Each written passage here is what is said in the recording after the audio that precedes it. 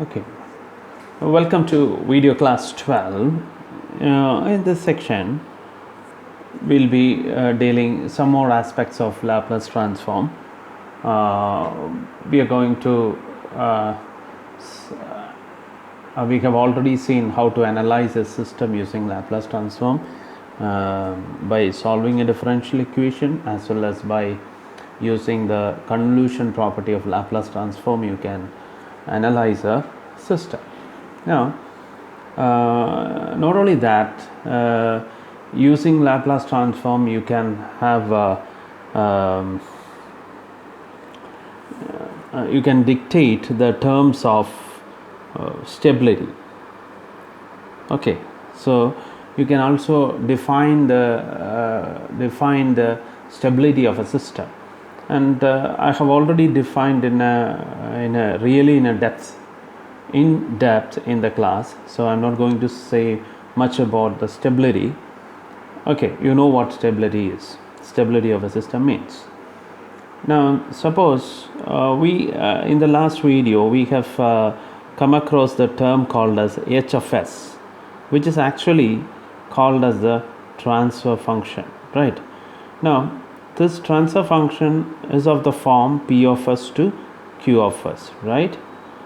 Okay, this is p of s to q of s. That means, say this is any transfer function. It may be it can be considered as a ratio of two polynomials, p of s and q of s.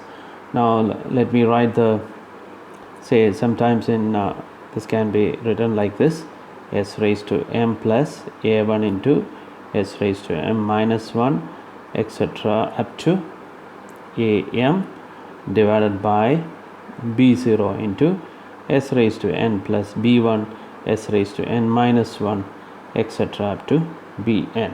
So in many different textbook you will be having different types of representation. That doesn't matter. It just represents, it is just the ratio of two polynomials.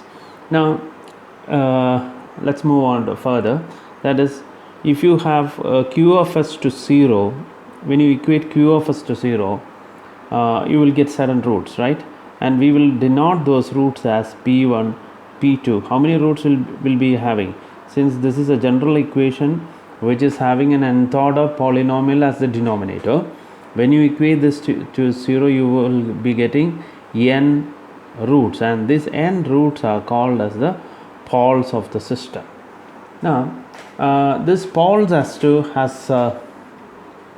now stability can be dictated in terms of the location of the poles of any transfer function. So that is the thread behind this. Now before that, what is the stability condition that we have studied while we were dealing with continuous time systems? In terms of impulse response, in terms of impulse response. What do you mean by impulse response? It is the response of a system when impulse input is given. Okay, in terms of impulse response, stability is dictated as integral h of t dt.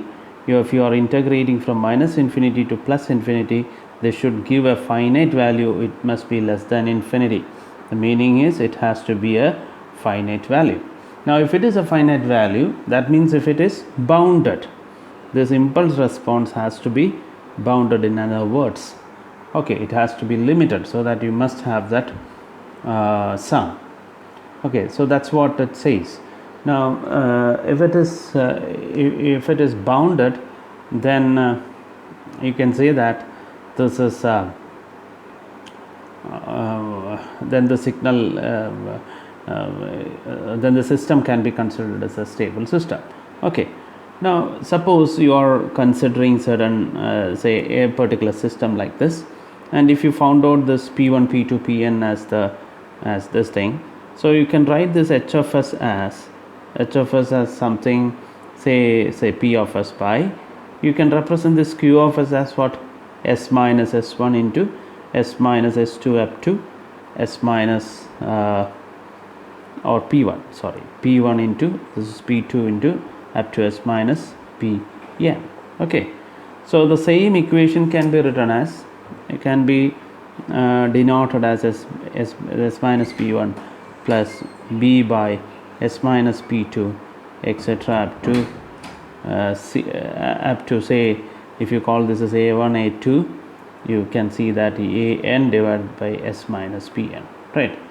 So suppose and when you take the inverse of this, okay, when you take the inverse of this, you are going to get h of t, or that is your impulse response.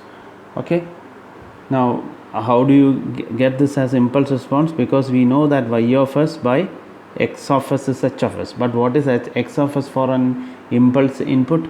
Impulse input is the Laplace transform of impulse is 1, so y of s is going to be this thing, or h of s is nothing but h of s is called as a impulse response. I mean, in the frequency representation of impulse response, if you get the inverse, you will be getting your h of t. Okay, now based on this, so from where did you get this? This you got from applying the Biot criterion, right? So when you apply the Biot criterion to the output equation, that is y of t is equal to x of t star h of t, we got this condition that in terms of impulse response. Okay, now consider, say now this poles can be the poles which we found out, that is p1 p2 pn, p1 p2 pn can be of, poles can be of different types. They can be real, right? They can be real, or they can be complex. Okay, or you can have multiple poles, real and simple poles, and it can be real and multiple poles. Okay, or complex poles. So these are the three different cases, or three different types of poles that you can encounter. Now, for example, suppose imagine that you have a particular pole residing at A. Okay, so this is s is equal to, so you are going to get s is equal to say minus a, right? S is equal to minus a, right? Now what will be the factor? Say sometimes if the factor will be s plus a.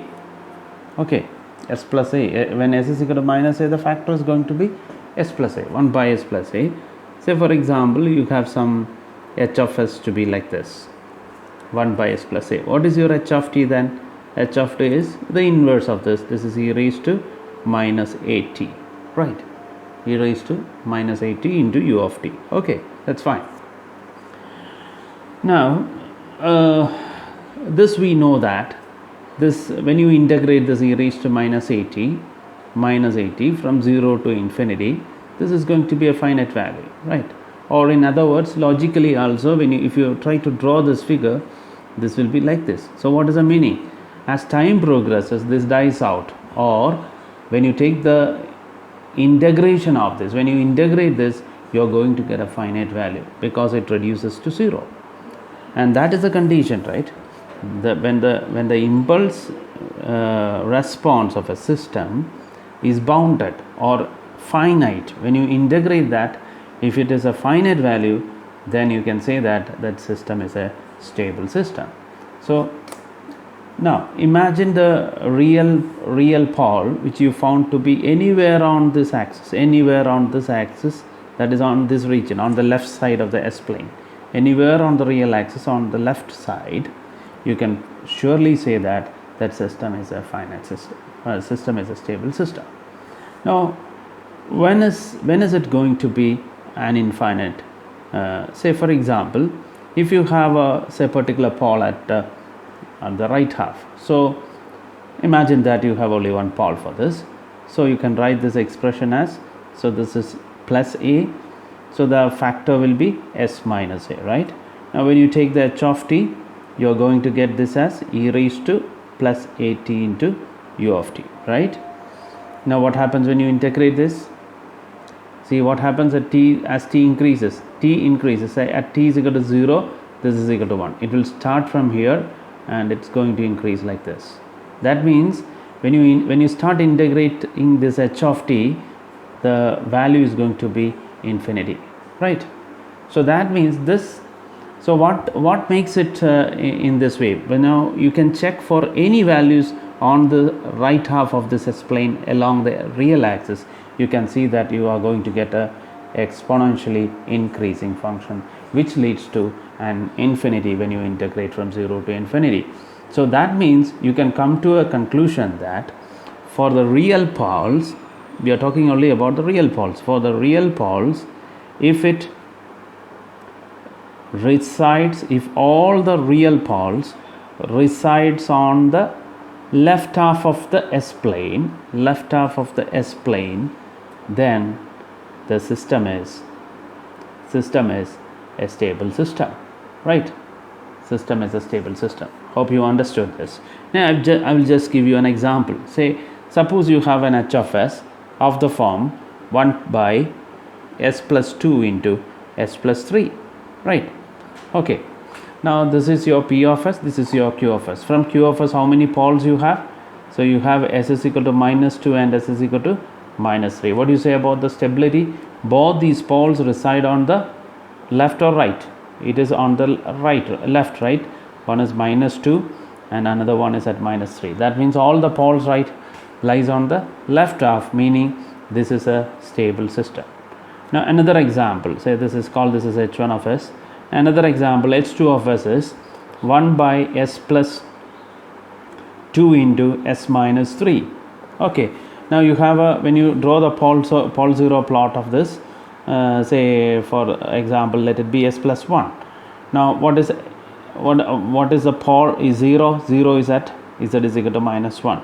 So minus 1 is here. So you have a 0. Then how many poles you have? S is equal to minus 2 as well as plus 3. So in a minus 2 you have a pole, and at 3 you have a, okay. Now even though this pole resides in the left half, one pole of this system is on the right half, and this will make the system unstable. Because of this presence of this root, you will be having a part of impulse response will be moving like this. That means that's going to be infinite. So the impulse response is going to be infinite, hence the system is going to be unstable. So what is the basic condition for a real pole? For a system to be stable, the requirement is what? The requirement is the system, the location of the poles has to be on the left side of S-plane. Now one more condition. What if the pole lies on this axis? Okay, say if this is at s is equal to 0. What is the meaning of this? Now how will you say, suppose you have your h of s like this, and if you have say 1 by s, okay, say call this as say some s plus 2 by s. Imagine that you have something like this, s plus 2 by s. So what is at minus 2 you have a 0. What about pole? Yeah, you have only one s term, so that means you have a pole at so what is the speciality of this pole? Is it right or left? No, it is neither on the left or neither on the right of S-plane. It is on the imaginary axis, right? Now what happens at this situation when s lies at the origin? Now when s lies at the origin, you are getting h of s is equal to 1 pi s. What is your h of t then? H of t is going to be u of t. Now what do you say about the bounded nature of this? What will be u of t? Is it bounded signal? As per the, yeah, h of t should be bounded, right? Now what is it a bounded signal? U of t is a, okay, so u of t is a bounded signal. So that means you can say that in one context you can say that it is bounded. So as per the Biot criterion, this can be considered as a stable, or in other words, this is the point which actually separates the system from stability and instability. So you can call this as a marginally stable state. It is neither stable nor unstable. It's in between that.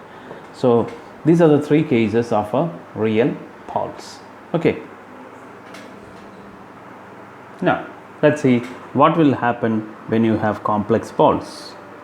Okay, now complex poles exist always in conjugate, so you can have a h of s something like this, a by, if one is a by s minus s1, then the other one will be say you can have something like this, a plus jb, right? This is the meaning of complex poles. What is the meaning of complex pole? Complex pole, say you have, suppose you have two poles as complex, if one is a plus jb, other one will be a minus jb. Now if that is the case, the next one will be a star, this is a, this will be the conjugate of this, so that this becomes s minus a minus jb, right? S minus a minus jb, right? So now suppose you are getting an transfer function like this, that is s plus a plus jb. What is the speciality of this? When you equate this to 0, you will be getting minus a minus jb, or s is equal to minus a plus jb, right? Still it is conjugate. Now what is the speciality of the real term? Real term is negative. That means if you try to plot this pole 0 plot, you're going to get, say, some, mark this minus a over here, so the location of the poles will be at, okay, if this is b, this will be minus b, right? Okay, right? So this is it, right? So where is the location of these poles? These poles lies on the left half, right? Now so if you are going to find out its h of t, what is your h of t? H of t will be a into e raised to minus of a plus jb, right? Because there is plus, so into t plus a star into e raised to minus of a minus jbt, right? Now what is this? You can say you can consider this, say just consider this only. Okay, for the meantime, for the sake of simplicity, you can just ignore this, just consider this alone. We just want to know how this things works. So e raised to minus at into e raised to minus jbt, you can call like this, right? Now you can separate this like this, a into e raised to minus at into e raised to minus jbt. Now what is the specialty of this signal? This is nothing but e raised to minus j omega t, or this is cos bt minus j sin bt. That means this is sinusoidal in nature. This will be giving the impulse response a what? Impulse response an oscillatory behavior. Now will it be oscillatory forever? No, because the amplitude is determined by e raised to minus at. And what is the specialty of e raised to minus at? E raised to minus at is going to be a signal like this, right? Okay, now what if you multiply these two signals? Now if you multiply these two signals, you are going to get, okay, you are going to get a signal like this, all right? You are going to, if you multiply these two signals, that is, this is your sine wave, this is your, when you are going to multiply this, you are going to get a signal like this. What is the meaning of that? Even if you have a oscillation, that oscillation gets damped by e raised to minus at. Okay, hope you understood this.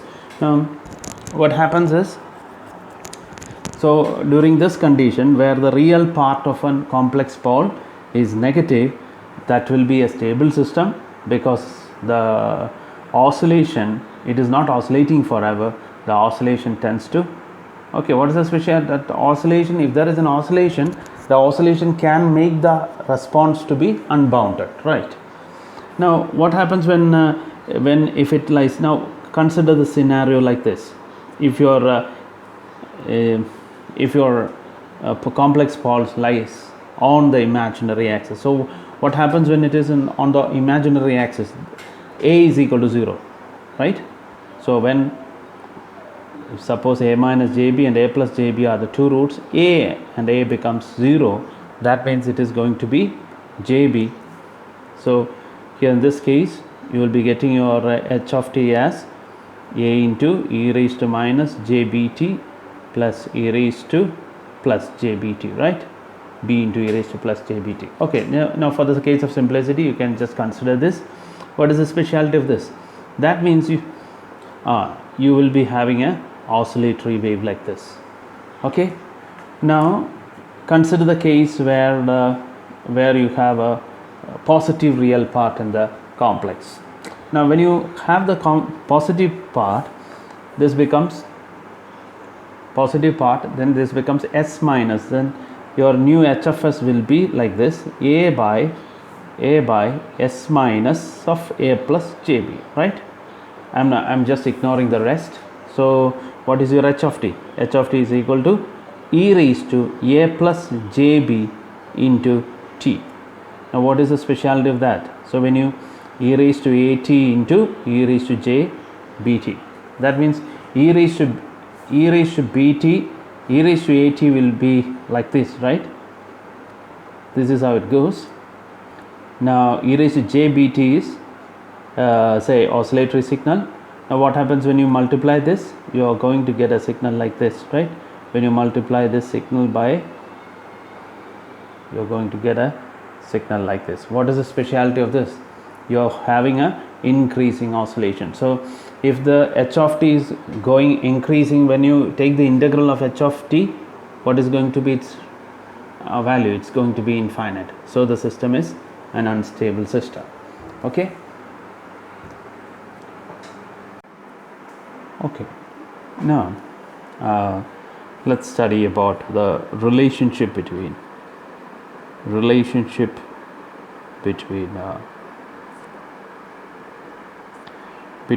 Fourier transform and Laplace transform.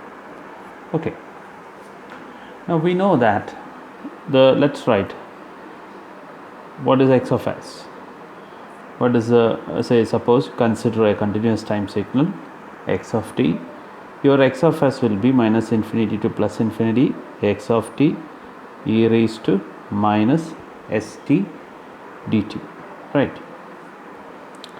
Now what is x of j omega? That is a Fourier transform, right? Or this is x of omega. Okay, so this is nothing but it is integral minus infinity to plus infinity x of t multiplied by e raised to minus j omega t dt. So call this is 1, this is 2. Now when you compare 1 and 2, comparing 1 and 2, we can see that it is integral minus infinity, x of t is there, same, e raised to minus is there, t is there, along with that you have j omega. So comparing 1 and 2, we can say that when you put s is equal to j omega, okay, when you put s is equal to j omega in x of s, you will get what? S is equal to j omega in x of s. This x of s becomes equal to x of omega, right? Or x of j omega, right? Now what is basically s? We know that s is equal to sigma plus j omega. Now if you want to substitute s is equal to j omega, meaning sigma is equal to 0, right? Now what is the meaning of sigma is equal to 0? Sigma is 0 means this is the line, or the line that is the imaginary line that passes through the origin is the sigma is equal to 0 line, right? Now here you have omega varies along this, okay, that varies from minus j infinity to j plus infinity. That means omega varies from minus infinity to plus infinity over this line, imaginary line at sigma is equal to 0. Okay, so you can say that x of omega is nothing but it is equal to x of s at s is equal to j omega, or in other words, it is the Laplace transform. Okay, Fourier transform is the Laplace transform taken on what? The Laplace transform taken on the imaginary axis. Is it right? So what is Fourier transform? Fourier transform is the Laplace transform taken along the imaginary axis. Okay, so that is what is called as a Fourier transform, right? Okay, so that's the relationship between Fourier transform, Laplace transform, and as I have explained in one of the videos, that you can say that x of s is nothing, is also equal to x of t e raised to minus st dt. So this is minus infinity to plus infinity x of t into, putting s is equal to j omega, so sigma plus j omega into t dt. So what is this? Integral minus infinity to plus infinity x of t e raised to minus sigma t into e raised to minus j omega t, right? So you can say that the Fourier transform, the Laplace transform is nothing but it is the Fourier transform of the signal multiplied by e raised to minus sigma t. Okay, so this can also be used for the relationship between Laplace transform and Fourier transform. Now Fourier transform is nothing but x of s at s is equal to j omega, while the Laplace transform is the Fourier transform of x of t into e raised to minus sigma t. That is the real part. Okay, so this is the relationship that exists between Laplace transform and Fourier transform. And you should also note that the Fourier transform exists only for those signals which are integrable. Now this e raised to minus sigma t makes this Laplace transform to convert a non-integrable signal or an infinitely going signal into a limiting signal. So this makes the Laplace transform a much more powerful tool than the Fourier transform in the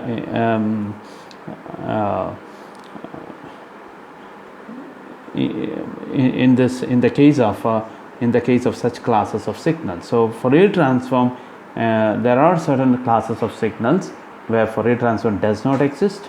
So in that case, Laplace transform will be used to represent its frequency domain representation. Okay, now one more topic is there, that is application of Laplace transform on electrical networks.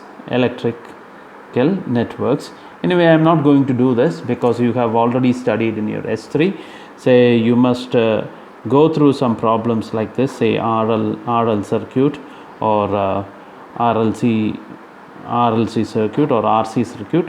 Go through this and do the various problems of that. Say sometimes you may be asked to find out say EI, and suppose this is your E naught. You may be asked to find out the Laplace find out the system function of this or the transfer function of this. How will you start with? So you can have the equation, say I of t. So this EI of t is equal to I of t into R plus L into di of t by dt. Okay, now what is this? This is EI of s is equal to I of s into R plus L into s into I of s. You don't require the rest of the term because you are finding out the transfer function. So for that the initial condition is 0. So it will be I of s into R plus L s, right, or SL. Now what is the output? Output is, now you can write the equation for output. Output is the drop across L, and that will be L into di of t by dt, or this is E0 of s is equal to L into s into I of s. Okay, now you have EI of s here 1, E of s is 2. Now what is the transfer function, or H of s? H of s is nothing but it is the output Laplace transform to the input Laplace transform. So this will be SL into I of s divided by what? I of s into R plus SL, right? This I of s cancels. Now you can write this as S divided by, okay, now S into L divided by, you can take the L outside, L common, so that this becomes S plus R by L. So this is S by S plus R by L. Okay, so this is actually your transfer function. So similarly, in this way you may go through those textbooks to I mean, even in the prescribed textbook you have various problems. You may go through that to find out the analysis of electrical networks. Okay, fine.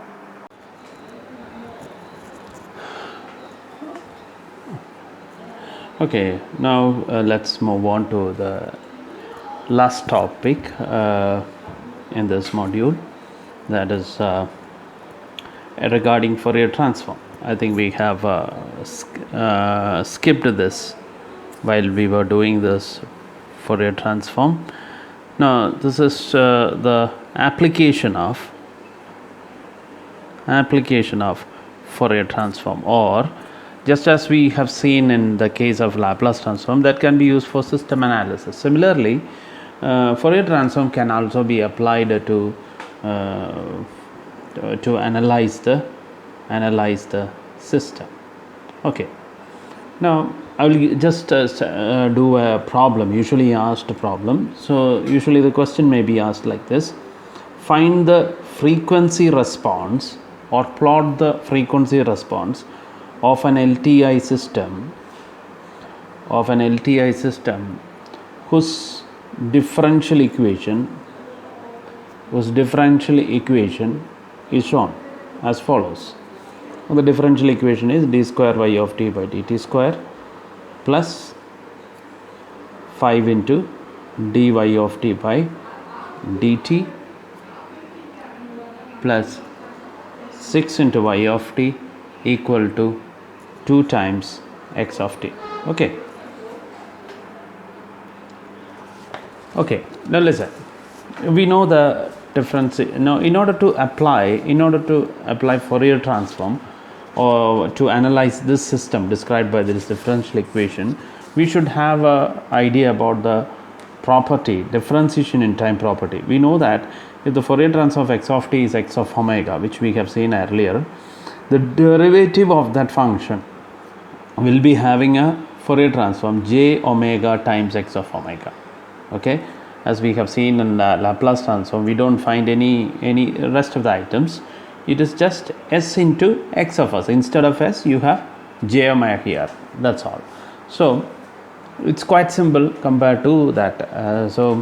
What you need to do is, just as we have done in the case of Laplace transform, you need to apply Fourier transform throughout this equation. That is, the Fourier transform of this term plus Fourier transform of this term plus Fourier transform of this term plus Fourier transform of this.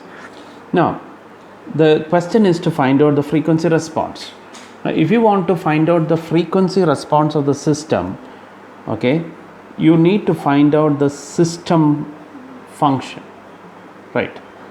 The system function. Say if it is h of t, x of t, you have the input x of t and it is y of t. H of t is the system function and the frequency domain representation will be h of j omega. This is what is required. So x of j omega is nothing but, from this it is y of j omega by x of j omega. So from where did you get this? We know that. So I'll just do it for you again. Say, what is y of t of an LTI system? Y of t of an LTI system is, okay, it is x of t star h of t, right? Now what is the convolution property states? The convolution property states that, I'll show you. Okay, look at here. You have the convolution property x of t h of omega. So x of t star h of t. What is your y of omega? Y of omega is the product of x of omega into h of omega. Now applying that property, you will get x of omega into capital H of omega. So from this, what is h of omega? H of omega is y of omega by x of omega. Okay. Now this is actually the basics of applying the Fourier transform this. Now let us try to apply the Fourier transform in this equation. When you apply the Fourier transform, what is the derivative? What will be the d square of that? So we have seen that d raised to n by dt raised to x of t is equal to j omega the whole raised to n into x of omega, right? So this will be so you can applying Laplace transform, you can see that this is j omega square, because the derivative is n times derivative, then it will be j omega the whole raised to n into y of omega. So before that, you need to assume that the Fourier transform of y of t is y of omega, and that of x of t is x of omega. Okay, so this is the assumption that you should make. Now plus 5 into j omega into y of omega, right, plus 6 into y of omega is equal to 2 times x of omega. Now you can take y of omega common, so you will be getting j omega the whole square plus 5j omega plus 6 is equal to 2 times x of omega. Now what is y of omega by x of omega? From this you will get y of omega is equal to y of omega by x of omega is equal to 2 divided by j omega the whole square plus 5j omega plus 6. Okay, so you will get, so now what is this, what is your h of omega? H of omega is the ratio of this, so h of omega will be equal to, okay, so that will be equal to 2 divided by j omega the whole square plus 5j omega plus 6. Okay, now this is your x of omega, or this is called as a system function in the frequency domain. Okay, h of omega, or the Laplace Fourier transform of the response, or the impulse response, is called as the system function h of omega. Now we need to have this system function to have the frequency response. Okay, now we know that h of omega is, it's a complex quantity, so this will be of the form a plus jb. Now what does this frequency response means? Frequency response is nothing but, if you have an h of omega in terms of a plus jb, what you need to do is you need to express this in terms of magnitude angle form. That is, you have a magnitude, you can have the magnitude versus omega and phase versus omega. It is nothing but, it is similar to the magnitude spectrum and the phase spectrum of a we have seen when we dealt with the Fourier transform of a signal, we usually draw its magnitude spectrum and frequency spectrum. Now when it comes to the system, we won't say the magnitude spectrum and phase spectrum, it is the frequency response. Frequency response is how the magnitude of the system function varies according to the frequency, how the phase of this varies according to frequency. That's what we see. So when it comes to the system, when it comes to the signal, you speak about the spectrum. When it comes to the system, you speak about the frequency response. So this is a usually asked question, so you must do some of the problems. There are many problems which worked out problems there, but in many of the texts it will be usually it is found, h of omega will be evaluated. Now from this is not actually the frequency response. When you are asked to draw the frequency response, if you are asked to draw the frequency response, what you need to do is h of omega is equal to 2 divided by, what is this, 5j omega. So j into 5 omega plus, you have a 6 here, then what is j square? J square is minus omega square, so 6 minus omega square plus j omega. So what is the magnitude of h of omega?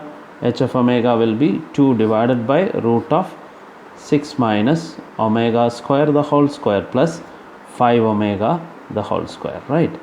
Now, just as you have seen in the case of magnitude spectrum, just substitute arbitrarily some values starting from 0 to some arbitrary 0, 1, 2, 3, 10, 80, 6 and 100 and so on. So, substitute some values, obtain various values for various values of h of omega for different omega. Similarly, you can find out angle of h of omega, right? Angle of h of omega is, what is the angle of this numerator? It is 0. What is the angle of this denominator? Denominator angle will be tan inverse 5 omega by 6 minus omega square. So, this is 0 minus this thing. So, you can also plot this. Okay. Now, the plot of h of omega versus omega as well as h of omega versus omega is what is called as a frequency response. Now, if you are asked to draw the frequency response, you need to draw this. Now, if you are just asked to find the frequency response, up to this is enough. Okay. Okay. Now, the last portion of this is the modulation property of Fourier transform. Modulation property of Fourier transform, of continuous time Fourier transform. Okay. Now, in this we consider, so this is a property which is to be actually studied along with that properties of CTFT, which we have already discussed. So, if suppose if you are asked to list out all the properties, you can include this property also, and this is a very simple property you can study. It's easy to study, so it will be nice to include this also along with the properties of CTFT, and this is one of the powerful property that you need, especially when you deal with some communication issues, communication problems. Okay, now let's see modulation. Now, we know the term called as what is modulation. You are very much aware of that term modulation in your communication class. So you have you know what it is, especially amplitude modulation. What is basically modulation? Say suppose you have a signal x of t, which is considered to be the modulating signal. When it is multiplied by, say, some cos omega 0 t or some sin omega 0 t, that is this signal is going to be a very high frequency signal, right? Now, when this high frequency signal is multiplied by this modulating signal, this becomes this is the amplitude.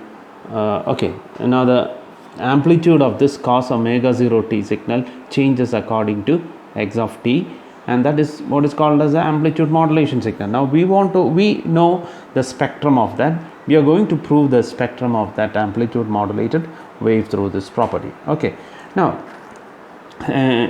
assume that you have an x of t whose Fourier transform is x of omega.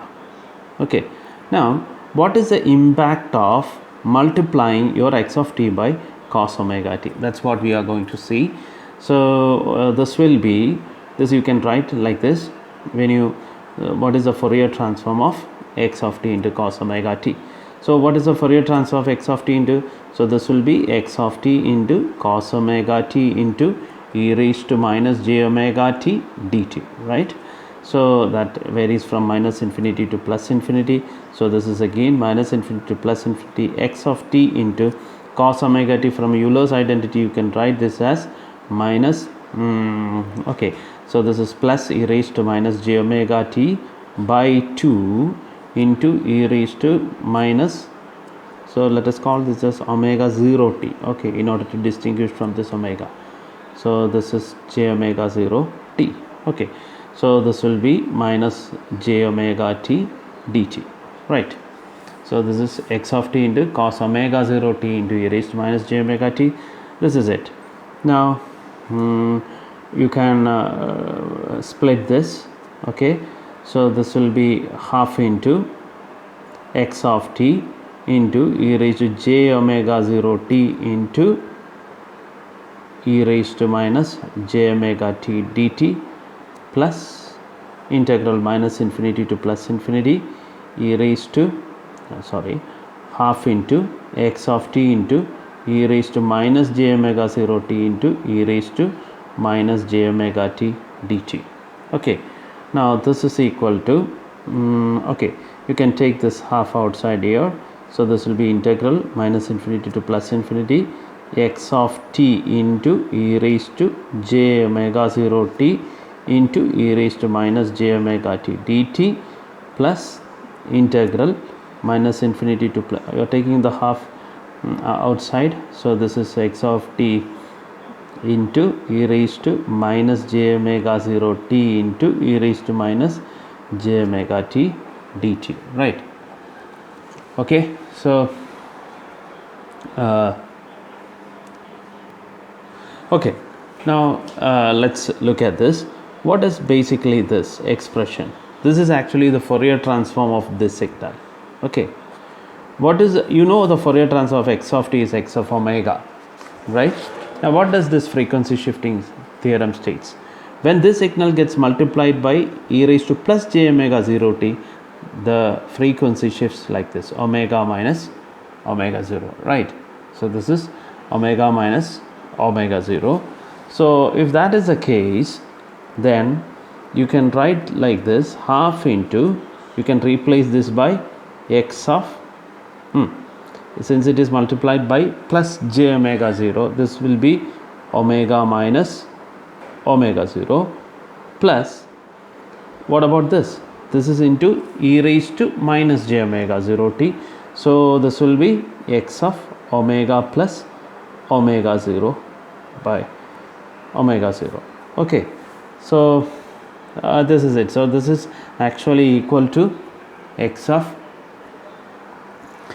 omega minus omega 0 into, so you can write this the Fourier transform of this will be half in x of omega minus omega 0 by 2, that is half into plus half into x of omega plus omega 0, right? Now if you are doing, now just try to plot let me just plot this. If you have a x of t, you have a x of omega, no? So let this you have an x of omega, say something like this. This is your x of omega. Now what will be x of omega minus omega 0? This will be shifted, right? Shifted to, okay, say something like this. If it is shifted like this, then you can say like this. Okay, so this is minus omega 0, this is plus omega 0, right? Now the frequency, now this Fourier transform gets translated to another frequency, or in other words you can say that this is equivalent to, if you can plot this in a frequency, this will be, so the plot will be half, the amplitude will be half. One is omega minus omega 0, this will be omega minus, okay, omega minus omega 0, this will be omega plus omega 0, right? So this will be negative omega 0, right? So this is similar to what? Similar to the amplitude modulated way. Now what is the effect of multiplying a cos omega 0 t with the signal? Its Fourier transform, yeah, of the carrier signal. Now when you multiply that signal by a cos omega 0 t, the frequency of that amplitude signal gets translated to a higher frequency, right, to a higher frequency. This is what is called as modulation, and hence the property, modulation property. You can just refer the textbook for the figures and the details. Okay.